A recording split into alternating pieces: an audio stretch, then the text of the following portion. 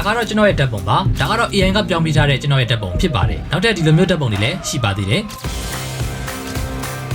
ဒီလိုမျိုးကိုယ့်ရဲ့ဓာတ်ပုံကို AI နဲ့အလန်းစားပုံတွေပြောင်းကျင်တဲ့သူတွေအတွက်ဒီလန်းလေးကိုပြပြပေးပါမယ်စိတ်ဝင်စားတဲ့ဆိုရင်တော့ဒီဗီဒီယိုလေးကိုစောင့်အောင်ကြည့်ပေးတော့ပါဒီလိုမျိုးကိုယ့်ရဲ့ဓာတ်ပုံကို AI နဲ့ပြောင်းနိုင်ဖို့ဆိုရင်တော့ Chrome ကနေ leonardo.ai ဆိုတဲ့ website မှာလုပ်မှာဖြစ်ပါတယ် Chrome ကိုသွားပါပြီးရင်တော့ leonardo.ai ဆိုပြီးတော့ရှာလိုက်ပါပြီးရင်တော့ဒီမှာရှိတဲ့ website ထဲဝင်လိုက်ပါ leonardo.ai ဆိုတဲ့ website မှာ account ဖွင့်တဲ့နည်းနဲ့အသုံးပြုတဲ့နည်းကိုမသိသေးဘူးဆိုရင်တော့အခုပြထားတဲ့ဒီဗီဒီယိုလေးကိုအရင်သွားကြည့်ပေးပါအဲ့ဒီဗီဒီယိုလေးကိုကြည့်ပြီးမှသာလျှင်ဒီဗီဒီယိုကပြတဲ့အဆင့်တွေကိုလုပ်လို့ရမှာဖြစ်ပါတယ်ဒါဆိုရင်တော့ leonardo.ai ဆိုတဲ့ website ထဲကိုရောက်သွားပြီပဲဖြစ်ပါတယ်ဒီနေရာမှာကျွန်တော်တို့လောက်ကမှာကအရင်ဦးဆုံးထိဆုံးကကျွန်တော်ဒီကအကြောင်းလေး၃ကြောင်းကိုနှိပ်လိုက်ပါဒါဆိုရင်တော့ကျွန်တော်တို့ဒီမှာ image generation ဆိုတာကိုနှိပ်ပြီးတော့ကျွန်တော်တို့က image တွေလုပ်ပါတယ်ဒါကတော့ကျွန်တော်အရင်ဗီဒီယိုတုန်းကပြခဲ့တာပါဒါပေမဲ့ကျွန်တော်တို့ကကိုယ့်ရဲ့ဓာတ်ပုံကိုကျွန်တော်ရဖို့အတွက်ဆိုရင်ဒီလို image generation နဲ့ကကျွန်တော်တို့ဒီ print တွေရိုက်ပြီးတော့လုပ်လို့မရပါဘူးကျွန်တော်ကအရင်ဦးဆုံးဒီ leonardo.ai ဆိုတဲ့ website ထဲက AI ကိုကိုယ့်ရဲ့ဓာတ်ပုံတွေကိုနားလည်ပြအောင် train ရမှာဖြစ်ပါတယ်နောက်ဒီမှာရှိတဲ့ training and data set ဆိုတာရှိပါတယ်ဒီ training and data set ဆိုတာလေးကိုတစ်ချက်သွားလိုက်ပါဒီ training and data set ထဲရောက်ပြီဆိုရင် create new data set ဆိုတာကိုနှိပ်ရမှာဖြစ်ပါတယ်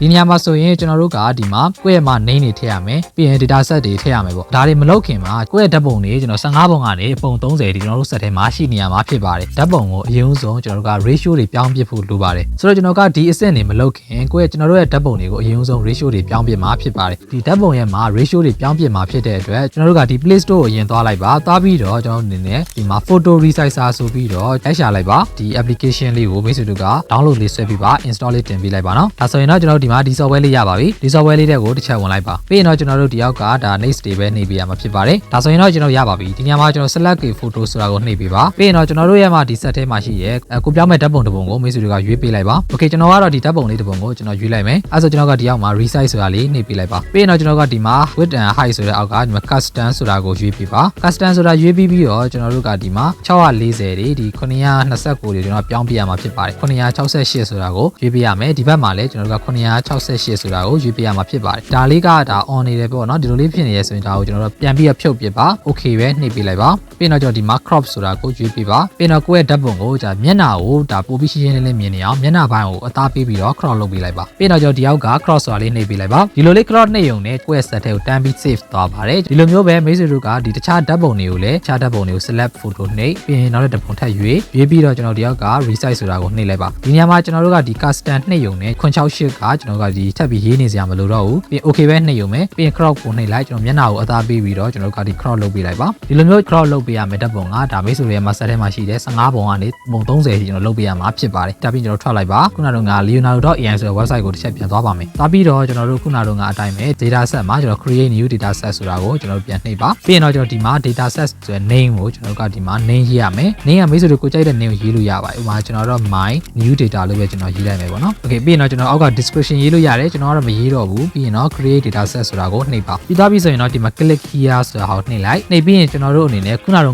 ့ကျွန်တော် crop လုပ်ခဲ့တဲ့ဓာတ်ပုံတွေအကုန်လုံးကိုကျွန်တော် select မှတ်လိုက်မယ်လက်ကလေးနဲ့ကြာကြာလေးဖြည့်ပြီးတော့အမှန်ရှစ်လေးပေါ်အောင်လုပ်ထားပါပြီးရင်ကျွန်တော် channel တွေကိုဒီတိုင်းလိုက်လုပ်ရင်ပဲရပါပြီပြီးသားပြီဆိုရင်တော့ကျွန်တော်ဒီမှာ select ဆိုတာလေးကိုကျွန်တော်ကနှိပ်လိုက်ပါတော့မယ်ဒါဆိုရင်တော့ကျွန်တော်ဒီမှာစပြီးတော့တင်နေပါပြီပြီးပြီဆိုရင်တော့ကျွန်တော်တို့ကဒီမှာ train model ဆိုတာကိုသွားမှာဖြစ်ပါတယ်ဒီ train model ဆိုတာလေးကိုနှိပ်လိုက်ပါဒါပြီးရင်တော့ကျွန်တော်ဒီမှာတွေ့တဲ့အတိုင်းပဲကျွန်တော်တို့ဒီမှာ setting တွေပြန်ချိန်ရမှာဖြစ်ပါတယ်ဒီညမှာကျွန်တော်ဒီမှာ train model name ကိုရေးခိုင်းတယ် model name ကမိတ်ဆွေတို့ကိုကြိုက်တဲ့ name ကိုရေးလို့ရတယ်ကျွန်တော်ဒီမှာ girl face ပေါ့နော်ဒီအောက်မှာကျွန်တော်ရေးကြည့်တာနောက်တစ်ခုရှိသေးတယ် training resolution ဆိုတာရှိပါတယ်ဒီ training resolution ကကျွန်တော်တို့ရွေးရမယ်ဒါလေးကိုနှိပ်လိုက်ပြီးရင်ကျွန်တော်တို့ကကိုရွေးထားတဲ့968ကိုကျွန်တော်ရွေးပေးရမှာဖြစ်ပါတယ်အောက်ကဟာလေးပေါ့နော်ဒါကိုနှိပ်ပေးပြီးရင်တော့ကျွန်တော်ဒီမှာ category ဆိုတာလည်းရွေးပေးဖို့လိုပါတယ် category မှာကျွန်တော် general ဆိုတဲ့ဟာကနေ photography ဆိုတာကိုရွေးပေးရမှာဖြစ်ပါတယ် photography ကိုရွေးပေးလိုက်ပါပြီးရင်တော့ကျွန်တော်တို့ဒီအောက်မှာ table diffusion ဆိုတာရှိပါတယ်ဒါကိုလည်းနှိပ်လိုက်နှိပ်ပြီးရင်ကျွန်တော်တို့အနေနဲ့ဒီမှာ968ဆိုတာကိုမိတ်ဆွေတို့ရွေးပေးရမှာဖြစ်ပါတယ်နောက်ဆုံးအနေနဲ့ကျွန်တော်ဒီမှာ instant print ဆိုတာရှိပါတယ် instant print ကကြတော့အရေးကြီးပါတယ်ဘာဖြစ်လို့လဲဆိုတော့ print ရေးတဲ့အခါတိုင်းမှာဒီ print လေးကိုထည့်ပေးရမှာဖြစ်ပါတယ်ကျွန်တော်ဒီ instant print ဆိုတဲ့နေရာမှာတော့ကျွန်တော်က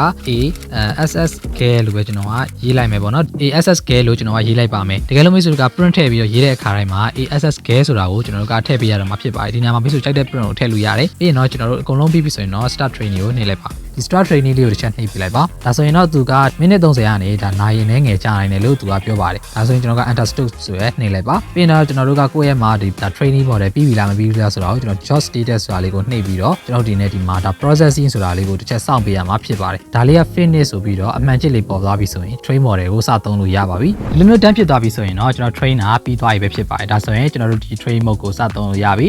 ဒီဘက်ကိုတစ်ချက်သွားလိုက်ပါပြီးရင်တော့ကျွန်တော်ဒီမှာ image generation ကိုတစ်ချက်ပြန်သွားမှာဖြစ်ပါတယ်သွားပြီးဆိုရင်တော့ကိုယ့်ရဲ့ train model ကိုကျွန်တော်တစ်ချက်ရွေးရမှာဖြစ်ပါတယ်ဆိုရင်ဒီဥစ္စာလေးကိုနှိပ်ရမှာဖြစ်ပါတယ်ပေါ့နော်ဒါလေးကိုနှိပ်လိုက်ပါပြီးရင်တော့ကျွန်တော်အောက်ဆုံးမှာကျွန်တော်ဒီမှာ select custom model ဆိုတာရှိပါတယ်ဒါလေးကိုနှိပ်ပါပြီးပြီဆိုရင်တော့ကျွန်တော်တို့အနေနဲ့ခုနကတော့ကျွန်တော် train ထားတယ်ဒီမှာ girl face ဆိုတဲ့ဒါ name နဲ့ data set ကိုကျွန်တော်ရွေးပေးရမှာဖြစ်ပါတယ်ဒါလေးတစ်ချက်နှိပ်လိုက်ပြီးရင်တော့ကျွန်တော်ဒီမှာ view ဆိုတာလေးကိုနှိပ်ပေးလိုက်ပါပြီးရင်တော့ကျွန်တော်ဒီမှာ generate with this model ဆိုတာကိုနှိပ်ပေးရမှာဖြစ်ပါတယ်ဒါလေးကိုတစ်ချက်နှိပ်လိုက်ပါဒါဆိုရင်တော့ကျွန်တော်တို့အနေနဲ့ရပါပြီပြီးတော့ကျွန်တော်တို့အနေနဲ့ဒီ print ထဲမှာဆိုရင်ကျွန်တော် ASSK ဆိုတဲ့ print ကကျွန်တော်ထည့်ပေးရမှာဖြစ်ပါတယ် okay အဲ့ဆိုကျွန်တော်ဒီမှာ ASS the girl ပေါ့နော်အဲ့လိုရေးလိုက်မယ်ပြီးတော့ကျွန်တော်ကဒါ super hero ပုံစံလေးကျွန်တော်လိုချင်တာဖြစ်တဲ့အတွက်ကျွန်တော်ရိုးရှင်းပဲ SA super hero လို့ကျွန်တော်ရေးလိုက်ပါမယ်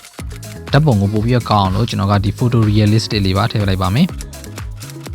ဒါပြီးသွားပြီဆိုရင်တော့ကျွန်တော်ကအောက်က generate ဆိုတာလေးကိုနှိပ်ချလိုက်ပါမယ်Okay ကျွန်တော်ဒီမှာထွက်လာတဲ့ပုံတွေထဲမှာဆိုရင်ဒီပုံကကောင်းတယ်အောက်ကဒုတိယပုံသိကောင်းပေါ့နော်ဒီအောက်ဆုံးပုံတော်တော်လေးကောင်းတယ်ပေါ့ဒီကလိုမျိုးဆိုတော့ကဒါသဘောကျတယ်ဆိုရင်တော့ကျွန်တော်ဒီမှာကျွန်တော်ဒီမှာဆိုဒီအောက်က download ဆိုတာလေးကိုနှိပ်ချလိုက်ပါ download ဆွဲသွားရင်ပဲဖြစ်ပါတယ်နော်နောက်လည်းကျွန်တော်ကဆရာဝန်တယောက်အနေနဲ့မြင်အောင်လို့ကျွန်တော်က print တစ်ခုရိုက်ထည့်လိုက်ပါမယ်ပြီးရင်တော့ကျွန်တော်က generate နှိပ်ချလိုက်ပါမယ်ဒါဆိုရင်လည်းကျွန်တော်ဒီမှာဆရာဝန်တယောက်ရဲ့မှာဓာတ်ပုံတွေအတိုင်းဒါထွက်လာပြီပဲဖြစ်ပါပြီပေါ့နော်ကျွန်တော်ခုနက train ခဲ့တဲ့ဓာတ်ပုံတွေကအတိုင်းနေပဲရုပ်ကတော့အတိုင်းပဲထွက်လာတာဖြစ်ပါတယ်မိတ်ဆွေတို့ရဲ့ဓာတ်ပုံကိုဒီလိုမျိုးလေးတွေရအောင်လဲစမ်းကြည့်လို့ရပါတယ်